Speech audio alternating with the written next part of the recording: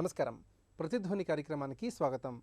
ప్యారిస్లో ముగిసిన అంతర్జాతీయ పర్యావరణ సదస్సు గొప్ప ముందడుగు వేసింది. 2020 సంవత్సరం నాటికి భూతాపంలో పెరుగుదలను 2 డిగ్రీల సెల్సియస్ కన్నా బాగా తక్కువకు పరిమితం చేయాలని ఒప్పందం కుదిరింది. శిలాజ ఇంధనాల విచ్చలవిడి వినియోగానికి అడ్డుకట్ట వేయాలని నిర్ణయించారు. వాతావరణ మార్పులు తట్టుకోవడానికి పేద దేశాలకు ఆర్థిక తోడ్పాటును ధనిక దేశాలు కొనసాగించాలని ఒప్పందం చెబుతోంది. అంతేకాదు, కర్బన ఉద్గారాల తగ్గింపులో ప్రతి దేశం చేస్తున్న కృషిని 5 ఏళ్లకోసారి సమీక్ష చేస్తారు. ఈ నేపథ్యంలో భూతాపం తగ్గించడంలో ఎదురయ్యే సవాళ్లు, వాటి పరిష్కారానికి ప్యారిస్ ఒప్పందం ఏ మేరకు సహకరిస్తున్న అంశాలపై ప్రతిధ్వని చర్చను చేపట్టింది. ఈ చర్చలో పాల్గొంటున్న ప్రముఖులు కె కృష్ణసాగరరావు గారు, భారతీయ జనతా పార్టీ అధికార ప్రతినిధి డాక్టర్ కె బాబురావు గారు, ప్రముఖ పర్యావరణవేత్త ప్రొఫెసర్ కె పురుషోత్తం రెడ్డి గారు, ప్రముఖ పర్యావరణవేత్త టి లక్ష్మీరాణి గారు, రాజకీయ సామాజిక అంశాల విశ్లేషకులు.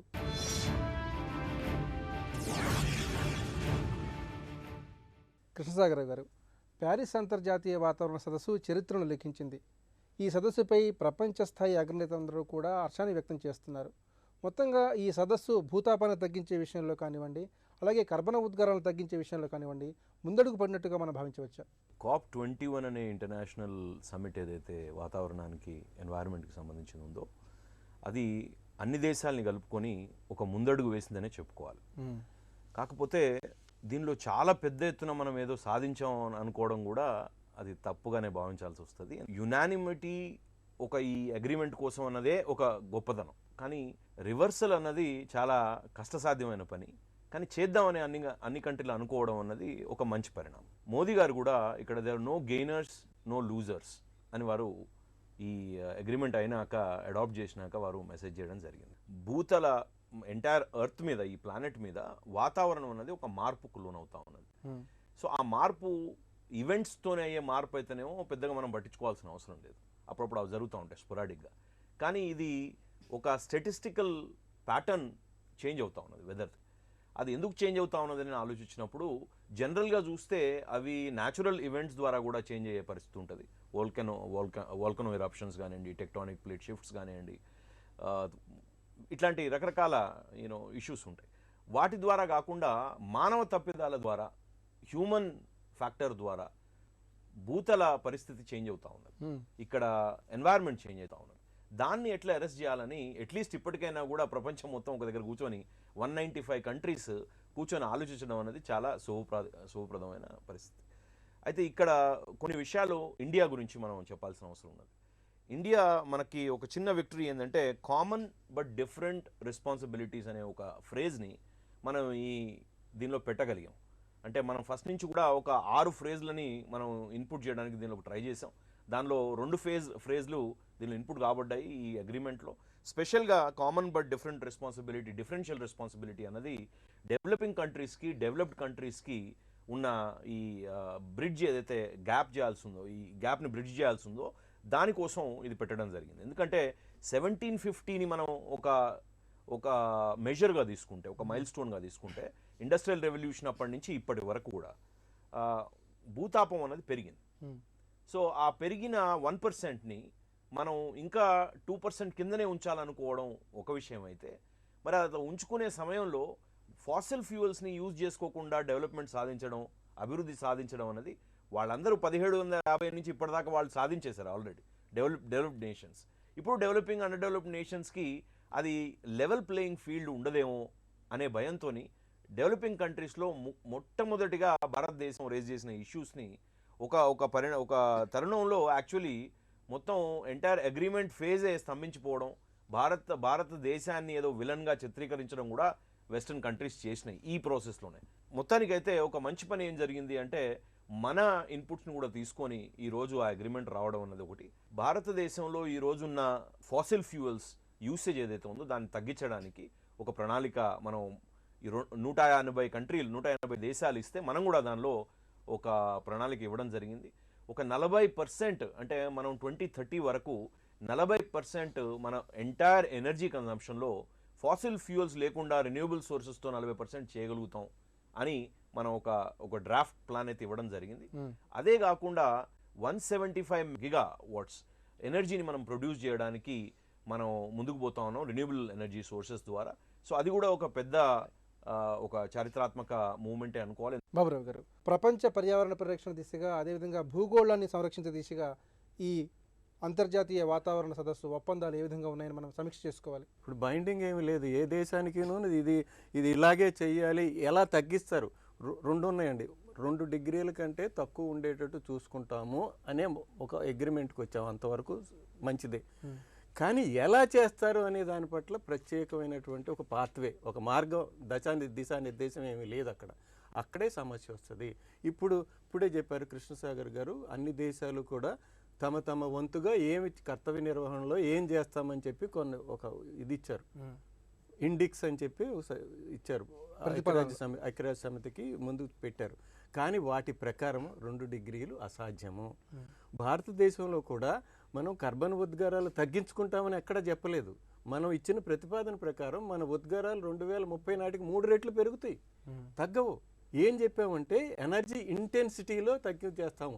జీడిపి ఒక 100 రూపాయలు ఉత్పత్తి విలువ రావాలంటే దానికి పెట్టేటువంటి అంతకుముందు వస్తున్న కర్బన ఉద్గారాలు ఏ స్థాయిలో వస్తున్నాయో ఆ ఉద్గారాలను 35% తగ్గిస్తాము అని చెప్పాము. కానీ మొత్తంగా కర్బన ఉద్గారాలు తగ్గిస్తామని ఎక్కడ చెప్పలేదు మనం.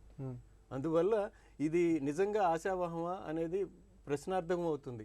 మన భారతదేశం ఇక ముందు బొగ్గుతో విద్యుత్ కర్మాగారాలను ఆపేసేస్తుందా, కొత్తగా నిర్మాణాలు తగ్గిస్తుందా అనేది కూడా చూడాల్సిన అవసరం ఉంది. పురుషోత్తమ రెడ్డి గారు, భూతాపం తగ్గించేందుకు ఎదురయ్యే సవాళ్లు, వాటి పరిష్కారానికి అమలు దిశగా ఈ ప్రపంచ పర్యావరణ సదస్సు ఒప్పంద ఫలితాలు ఏ విధంగా ఉన్నాయి? ప్యారిస్లో జరిగినటువంటి ఒప్పందం it is a historic thing. దాన్ని ఎప్పుడు కూడా మనం తగ్గించవద్దు. ఆ అగ్రిమెంట్ను బేస్ చేసుకొని, అగ్రిమెంట్ ఎందుకు అయింది అనేది బాబురావు గారు చాలా బాగా చెప్పారు. ఏంటంటే ప్రతి దేశంలో కూడా అవేర్నెస్ పెరిగింది, వాళ్ళ ప్రెషర్ ఉంది, పాలకులకు తప్పలేదు, they had to go to Paris and come to an agreement. అది అంటే that is a very positive sign. అయితే ఇప్పుడు ప్యారిస్ ఒప్పందం ఐసోలేషన్లో చూడొద్దు. మనం 1965 నుంచి, అంటే అవి 35 ఇయర్స్, ఇది 15 ఏళ్ళు, 50 ఏళ్ళ నుంచి ప్రపంచ స్థాయిలో ఈ సబ్జెక్టు కంటిన్యూస్లీ ఎదుగుతూ ఉంది.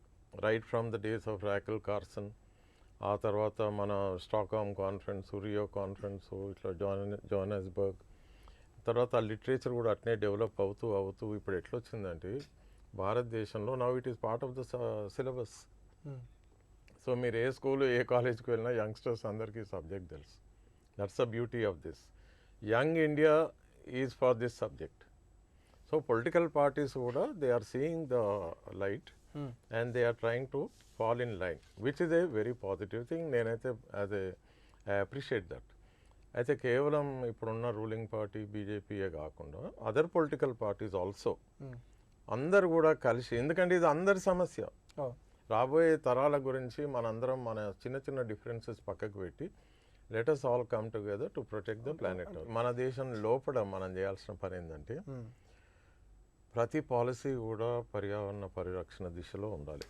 ఇప్పుడు దీంట్లో ముఖ్యంగా ఏంటంటే ఎన్వైరన్మెంట్ అంటే ఎంతసేపు చెట్లు గుట్టలు రాళ్ళు కాదు, దాంతోపాటు ప్రజలు కూడా. అంటే ప్రభుత్వాలు ఎట్లా పనిచేయాలంటే వాళ్ళ యొక్క ఎసెన్షియల్ నీడ్స్, కనీస అవసరాలు, అత్యవసరాలు అన్నీ కూడా తీరే పద్ధతిలో అవి మిలీనియం డెవలప్మెంట్ గోల్స్, ఇప్పుడు సస్టైనబుల్ డెవలప్మెంట్ గోల్స్, ఇది చాలా క్రూషియల్ టైం. మిలీనియం డెవలప్మెంట్ గోల్స్ది December 31st అయిపోతుంది, January 1st నుంచి SDGs ఉంటాయి. సో మనము design of development vision document ఒక్కొక్క దేశంలో they have to turn towards green. దీని కొరకు greening of Indian political parties అవసరం. రీన్యూవబుల్ ఎనర్జీ భారతదేశానికి అయితే కంపల్సరీ సోలార్. అయితే ఇది కేవలం గవర్నమెంట్ చేస్తే గవర్నమెంట్ పెద్ద ప్రాజెక్టులు చేస్తుంది, కానీ ప్రతి ఇంటి పైన కూడా వీళ్ళు సోలార్ పెట్టుకోవాలి కదా, మన లైఫ్ స్టైల్ దానికి అడ్జస్ట్ చేసుకోవాలి కదా. సో వీ హ్యావ్ టు, మనందరం కూడా ఎనర్జీ ఎఫిషియెంట్ కావాలి, తర్వాత మాస్ ట్రాన్స్పోర్టేషన్ కావాలి. అందుకే పొలిటికల్ విల్ ఉండాలి. ఉన్న పొలిటికల్ పార్టీస్ అన్ని they have to reinvent themselves and become more and more green. Laxman గారు, భూతాపాన్ని తగ్గించే విషయంలో కానివ్వండి, కర్బన ఉద్గారాలను గణనీయంగా తగ్గించే విషయంలో కానివ్వండి, ప్యారిస్ అంతర్జాతీయ వాతావరణ సదస్సు ఒప్పందాలను ముఖ్యాంశాలని ఏ విధంగా విశ్లేషించుకోవాలి? శాస్త్రవేత్తలు ఎన్ని చెబుతున్నా, ప్రసార మాధ్యమాల్లో ఎన్ని వార్తలు వచ్చినప్పటికీ రాజకీయ నాయకత్వం గుర్తించడంలో చాలా ఆలస్యం చేసింది అనేటువంటి నా అభిప్రాయం. దీనికి దారితీసినటువంటి ప్రధాన కారణం అభివృద్ధి చెందినటువంటి దేశాల మీద వేలెత్తి చూపెట్టాలి. ముందుగా వాళ్ళు ఇవాళ ముద్దాయిలు. బడుగు బలహీన వర్గ దేశాలుగా ఉన్న అభివృద్ధి చెందుతున్నటువంటి దేశాలు, పేద దేశాలు ఇవాళ బలైపోతున్నాయి. వాళ్ళ ఆర్థిక వ్యవస్థ చిన్నాభిన్నం అయిపోతున్నది. ఈరోజు ఇక్కడ నష్టపోయేటువంటి నష్టాన్ని ఎంతో కొంత ఆదుకొని, ఈరోజు మీరన్నట్టు బొగ్గు వినియోగాన్ని కానీ లేకపోతే చమురు ఉత్పత్తుల వినియోగాన్ని కానీ తగ్గించుకొని ఈ సమస్యకు పరిష్కారాన్ని కనుగొనడంలో ఒక అడుగు ముందుకేయడంలో వీళ్ళని భాగస్వాములు చేయాలంటే అభివృద్ధి చెందినటువంటి దేశాలు ఆర్థికంగా ముందుకు రావాలి. ఆర్థిక భారాన్ని మోయడానికి వాళ్ళు సిద్ధంగా లేరు. ఇవాళ పేద దేశాలపైన అభివృద్ధి చెందుతున్నటువంటి దేశాల మీదనే నెట్టేసి తప్పించుకోవాలనేటువంటి ప్రయత్నం. ఈరోజు వాళ్ళు అంగీకరించినటువంటి $100 బిలియన్ నిధి కూడా అది ఎక్కడికి సరిపోదనేటువంటి చర్చ జరుగుతున్నది. దీన్ని ఆచరించాలంటే కూడా బొగ్గును వినియోగించడంలో మనం జాగ్రత్తగా ఉండాలి అనేటువంటి ఆలోచన వచ్చిందా అనేది. సింగరేణి బొగ్గులో అక్కడే గన శుద్ధి చేసి పంపిస్తే 30% 40% ఉద్గారాలను తగ్గించేటువంటి అవకాశం ఉందని కూడా చెప్తున్నారు. ఆ వైపున ప్రయాణం జరగాలి. సాగర్ గారు, ప్యారిస్ వాతావరణ ఒప్పందంలో మన దేశం కీలకమైన విజయాలను సాధించింది. అయితే వర్ధమాన దేశాలకు ధనిక దేశాలు ఆర్థికంగా చేయూత ఇవ్వాలి అనే ఒప్పందానికి సంబంధించి చట్టబద్ధత ఈ ఒప్పందంలో కల్పించలేదు. మరి ఇలాంటి కొన్ని కీలకమైన విషయాల్లో ఎందుకని రాజీ పడాల్సి వచ్చిందంటారు? ధనిక దేశాలు అయితే ఉన్నాయో అవి బాధ్యత నుంచి తప్పించుకుంటున్నాయి అన్నది చాలా క్లియర్గా ఈ ప్యారిస్ మీట్లో అర్థమైంది. ఎందుకంటే $100 బిలియన్ నేను చెప్పారు కానీ ఎక్కడ కూడా లయబిలిటీ లేదు, దానికి కాంపెన్సేషన్ లేదు. అంటే దానికి ఓ టర్మ్స్ ఏం పెట్టుకోలేదు. ఎట్లా ఈ $100 బిలియన్ ఖర్చు పెడతారన్నది. ఇప్పుడు చిన్న చిన్న ఐలాండ్ నేషన్స్ ఉన్నాయి. ఆ ఐలాండ్ నేషన్స్కి రెన్యూవబుల్ సోర్సెస్ లేవు. తర్వాత వాళ్ళకి భూతాపం పెరిగి సీస్ రైజ్ అవుతూ ఉంటే, సముద్రాలు రైజ్ అవుతూ ఉంటే వాళ్ళ ఉనికికే ప్రమాదం వచ్చింది. ఇప్పుడు వాటిని కాంపెన్సేట్ చేయడం ఎట్లా అన్నదాని మీద కూడా దీనిలో క్లారిటీ లేదు ఈ అగ్రిమెంట్లో. కాబట్టి ఇక్కడ యాక్చువల్లీ ఏమైంది అంటే ఇప్పటి వరకు 1750 నుంచి ఇప్పటిదాకా గ్రీన్ హౌస్ గ్యాసెస్ని మేము పెంచాం, 40% పెంచాం, 40% పెరిగింది గ్రీన్ హౌస్ గ్యాసెస్ ఈ 1750 నుంచి ఇప్పటి వరకు. అండ్ 1 to 1.5% టెంపరేచర్ పెంచారు. సో ఇదంతా వీటికి బాధ్యులు ఎవరు అంటే ప్రపంచంలో అభివృద్ధి చెందిన దేశాలు. ఈరోజు ఆ బాధ్యత నుంచి తప్పుకుంటూ ఏమాత్రం ₹1 కూడా చేతుల నుంచి బయట పెట్టకుండా మళ్ళీ ఈ టెంపరేచర్ కంట్రోల్, ఈ గ్లోబల్ వార్మింగ్ని మనం మిటిగేట్ చేద్దాం అనే క్రమంలో ముందుకు పోతా ఉన్నారు తప్పించి ఎక్కడ కూడా పెద్ద దేశాలు మనం తీసుకున్నంత బాధ్యత కూడా వాళ్ళు తీసుకోవటం లేదు. భారత ప్రభుత్వం తన మాటని చాలా గట్టిగా చెప్పి కొన్ని మాటల్ని సాధించుకున్నందుకు ఈ అగ్రిమెంట్లో కూడా మనం భారత ప్రభుత్వాన్ని ప్రశంసించాల్సిన అవసరం. బాబురావు గారు, ప్యారిస్ అంతర్జాతీయ వాతావరణ సదస్సు ఒప్పంద లక్ష్యాలు ఘనంగా ఉన్నా సాధించాల్సింది మాత్రం ఇంకా ఎంతో ఉందంటున్నారు. అయితే ఈ ఒప్పందాలు కార్యరూపం దాల్చే క్రమంలో ఎలాంటి ఇబ్బందులు ఎదుర్కోవచ్చు? ఇబ్బందులు అయితే వస్తాయండి, ఖచ్చితంగా వస్తాయి. ఎందుకంటే ప్రతి వాళ్ళు కూడా ఎకానమీ అనే దాన్ని ముందు పెడుతున్నారు. మనిషి మనుగడ కంటే ఆర్థిక వ్యవస్థకే ప్రాధాన్యత ఇవ్వడంతోనే ఈ సమస్య వస్తుంది. ఆర్థిక వ్యవస్థ ఎందుకు బాగుపడాలి? ప్రజల జీవితాలు బాగుపడటం కోసం అని చెప్పినప్పుడు ఆ ప్రజల జీవితాలకే భద్రత లేనిది ఆర్థిక వ్యవస్థ ఎవరికి కావాలి? మనం పునరాలోచించుకోవాల్సిన సమస్య వచ్చింది. ఇక్కడ మీకు చిన్న ఉదాహరణ చెప్తాను. మానవ అభివృద్ధి సూచికను కనుక మనం తీసుకుంటే ప్రపంచ దేశాల్లో మనకంటే చాలా బడుగు దేశాల మానవ అభివృద్ధి సూచిక మనకంటే మెరుగ్గా ఉంది. వాళ్ళు మనం వాడే శక్తిలో సగం కూడా వాడటం లేదు వాళ్ళు. అంటే మానవ అభివృద్ధి సూచికను ఎకానమీకి నిజమైనటువంటి సంబంధం లేదు. ఇలాగే దీని గురించి కూడా న్యూ ఎకనామిక్ ఫౌండేషన్కి సంబంధించినటువంటి 2 ప్రముఖ ఆర్థికవేత్తలు ఒక అధ్యయనం చేశారు మిల్లేనియం డెవలప్మెంట్ గోల్స్ గురించి, సహస్రాబ్ది లక్ష్యాల గురించి, ఐక్యరాజ్య సమితి లక్ష్యాల గురించి చేస్తూ వాళ్ళు ఏం చెప్పారంటే ప్రతి $166 వ్యక్తి యొక్క ఆదాయం పెరిగినప్పుడు బీదవాడికి అందులో చేరుతున్న భాగం కేవలం $0.6 మాత్రమే అన్నారు. ఈ లెక్క ప్రకారము మీరు ఎకానమీని 100 ఏళ్ళు పెంచుతూ పోయినా కూడా అప్పుడు సగటున $1.25 ఆదాయం వచ్చే వాళ్ళ సంఖ్యను తగ్గించగలుగుతారు. అది $1.5తో ఎవడు కూడా నిజమైనటువంటి గౌరవప్రదమైన జీవితం గడపలేడు. కనీసం $5 ఉండాలి అనేది లెక్క. అంటే ఇది ఏ అభివృద్ధిలో భాగం ఎవరికి వస్తుంది? ఇక్కడ మనం అంతర్జాతీయంగా సంపన్న దేశాల గురించి మాట్లాడాం కదా, మన దేశాన్ని తీసుకుంటే ఈ కర్బన ఉద్గారాలు ఎవరు చేస్తున్నారు? అసలు బీదవాడు ఎంత చేస్తున్నాడు, సంపన్నుడు ఎంత చేస్తున్నాడు? 50% బీదవాళ్ళు కేవలం 10% ఉద్గారాలకు మాత్రమే బాధ్యులు. కేవలం 10% సంపన్న వర్గాలే 50% ఉద్గారాలు చేస్తున్నాయి. సమస్య ఇక్కడ వస్తుంది అనమాట. కుషత్ రెడ్డి గారు, ప్రపంచ చరిత్రలో ఈ ప్రపంచ పర్యావరణ సదస్సు అనేది కీలకమైన మలుపుగా ప్రపంచ అగ్రనేతలందరూ కూడా భావిస్తున్నారు. అయితే పర్యావరణవేత్తలు మాత్రం కొన్ని సందేహాలను వెలిపించుతున్నారు. మరి మీలాంటి పర్యావరణవేత్తలకు ఉన్నటువంటి ప్రధానమైన సందేహాలు ఏంటి, అనుమానాలు ఏంటి? దీన్ని ఏమంటామంటే పొలిటికల్ సైన్స్లో the March of an idea, ఒక ఆలోచన ఎక్కడో దగ్గర 50 ఏళ్ల కింద పుట్టింది, రైట్? సైలెంట్ స్ప్రింగ్ అనే పుస్తకం రాసి తర్వాత రాకెల్ కార్సన్, అక్కడి నుంచి the idea has been marching, progressing. తర్వాత 72కి వచ్చింది, 72లో ఫస్ట్ యూఎన్ కాన్ఫరెన్స్, తర్వాత 92 రియో కాన్ఫరెన్స్, ఇట్లా పోతూ పోతూ పోతూ ఇప్పుడు మొత్తం భూమండలం అంతా కూడా ఐడియా స్ప్రెడ్ అయింది. అవి particularly youngsters, youth, poor people, పేద ప్రజలందరూ కూడా వాళ్ళు దే ఆర్ ఎక్స్పెక్టింగ్, వాళ్ళ ఎక్స్పెక్టేషన్స్ ఏంటంటే వాళ్ళ యొక్క కనీస అవసరాలు కంపల్సరీగా ఫుల్ఫిల్ అవుతాయి. ఇది ఒక యాంగిల్. రెండోది, డెమోక్రసీ అనే దానికి రివర్స్ గేర్ ఉండదు. ఈ రెండింటిని మీరు కలిపినప్పుడు then people definitely will be demanding. అంటే ఇక వాళ్ళు ఎంతో కాలం కులము, మతం, ప్రాంతం ఇట్లా చిన్న చిన్న ఇష్యూస్ మీద డైవర్ట్ కారు. ఈ నుంచి ఏంటంటే they will be more demanding and better performance of all parties. ఒక పర్టికులర్ పార్టీ అని కాదు, అన్ని పార్టీస్. మేము అడుగుతున్నది ఒకటే, డెవలప్మెంట్ షుడ్ బి సస్టైనబుల్. డెవలప్మెంట్ను డిఫైన్ చేయాలి. మనం డెవలప్మెంట్ పేరు మీద ఢిల్లీలో ఏం చేసినాం, పీల్చే గాలి విషయం అయిపోయింది. ఇదే సేమ్ హైదరాబాద్లో కూడా ఢిల్లీ లాంటి పరిస్థితులు కొన్ని ఇండస్ట్రియల్ ఏరియాస్లో ఉన్నాయి. Jeedimetla by night is a gas chamber. మరి మనం మొత్తుకుంటున్నాం, కానీ కేవలం మొదట్లో మేము మాత్రమే ఉన్నది, ఇప్పుడు ప్రజలు అందుకుంటున్నారు. So there is going to be big chorus అన్నట్టు వాళ్ళు డిమాండ్ చేస్తారు, పబ్లిక్ ప్రెషర్ ఉంటుంది, పొలిటికల్ పార్టీస్కు చేయక తప్పదు. That is they have to see the writing on the wall. ఇలా ఒప్పందం కుదిరిందంటే ఒట్టి కుదరలేదు, ఒక వరల్డ్ వైడ్ కాన్సెన్సస్ ఎమర్జ్ అయింది. ఇది కొన్ని 50 ఏళ్ళ కృషి ఇది. And hats off to the public opinion and the role played by media and సైంటిస్టులు అందరూ కలిస్తే ఒక స్టేజ్ వచ్చింది. I appreciate the government of India. మా ఎక్స్పెక్టేషన్స్, మా ఆస్పిరేషన్స్కి అనుకూలంగా వాళ్ళు సంతకం చేశాను. కానీ ఆ ఇంప్లిమెంటేషన్లో కూడా అంతే కమిట్మెంట్ ఉంటే will be more happy. Laxman గారు, పర్యావరణంలో సమతుల్యత లోపిస్తే ఎలాంటి ప్రకృతి విపత్తులు ఏర్పడతాయో మనం ప్రత్యక్షంగా చూస్తున్నాం. మరి ఈ పరిస్థితుల్లో ప్రపంచ దేశాలన్నీ ఉమ్మడి కార్యాచరణ ప్రణాళికతో ఏ విధంగా ముందడుగు వేయాలి?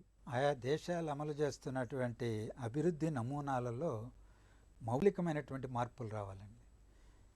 బొగ్గు, చమురు ఉత్పత్తులు వీటి వినియోగాన్ని తగ్గించేటువంటి వైపున అభివృద్ధి నమూనాలు కూడా సమన్వయం చేసుకొని రూపొందించుకొని అమలు చేయాల్సినటువంటి అవసరం ఉంది. ఇవాళ ఆంధ్రప్రదేశ్ ప్రభుత్వం ఒక చొరవ చేసింది. రాయలసీమ ప్రాంతంలో, అది అనంతపూర్, కర్నూలు, కడప జిల్లాల్లో ఒక 2500-3000 మెగావాట్ల విద్యుత్తును, సౌర విద్యుత్తును తయారు చేయాలని ఆ వైపున మరింత వేగంగా అడుగులు వేయాల్సినటువంటి అవసరం ఉంది. అభివృద్ధి నమూనాలను రూపొందించుకోవడంలోనే లోపభూయిష్టతను తొలగించుకొని ఈ సమస్యను, జటిలంగా ఉన్నటువంటి సమస్యను అడ్రస్ చేసేటట్టుగా పరిష్కారం వైపున ఆలోచన చేయాల్సిన అవసరం ఉంది. రెండవది, అడవులు అంతరించిపోతున్నాయి. ఈ అంతరించిపోతున్నటువంటి అడవుల్ని పరిరక్షించుకోవడం ఎలా, పెంపొందించడం ఎలా? ఇవాళ వినియోగం పెరిగిపోతున్నది. ఆటోమొబైల్ ఇండస్ట్రీని విచ్చలవిడిగా ప్రోత్సహించేస్తున్నాం. వాటి వినియోగాన్ని తగ్గించడం ద్వారా చమురు ఉత్పత్తుల వినియోగం తగ్గుతుంది. వాటిని పెంచే కొద్దీ ఇవి పెరిగిపోతాయి. మరొక విషయం, ఏసీలు అనేటువంటి పట్టణ ప్రాంతాల్లో పెరిగిపోతున్నాయి. ఇదొక కారణం. ఇవాళ భారతదేశంలో మన పరిస్థితులకు అనుగుణంగా చూస్తే 28 డిగ్రీల సెల్సియస్ వరకు మనం భరించడానికి మన శరీరాలు ఒప్పుకుంటాయి. కానీ 15-16 డిగ్రీల సెల్సియస్ వరకు కూడా తీసుకెళ్ళి శీతల గదులను తయారు చేసుకుంటున్నాం. ఏసీలు తయారు చేసేటువంటి ఇండస్ట్రీ దగ్గర సీలింగ్ పెట్టించాలి. అప్పుడు కన్సంప్షన్ తగ్గుతుంది, వినియోగం తగ్గిపోతుంది. అలాంటి చర్యలు కూడా ఇండస్ట్రీ వైపున కూడా ఒక విధానపరమైనటువంటి చర్యలు ప్రభుత్వాలు తీసుకుని అమలు చేయడానికి పూనుకోవాలి. వాతావరణ మార్పుల దుష్ప్రభావాలతో ఎదురయ్యే సమస్యలను పరిష్కరించే దిశగా ప్యారిస్ సదస్సు కృతకృత్యమైంది. అయితే ఒప్పందం లక్ష్యాలు ఘనంగా ఉన్నా సాధించాల్సింది మాత్రం ఇంకా ఎంతో ఉందని పర్యావరణవేత్తలు అభిప్రాయపడుతున్నారు. ఇది నేటి ప్రతిధ్వని. నమస్కారం.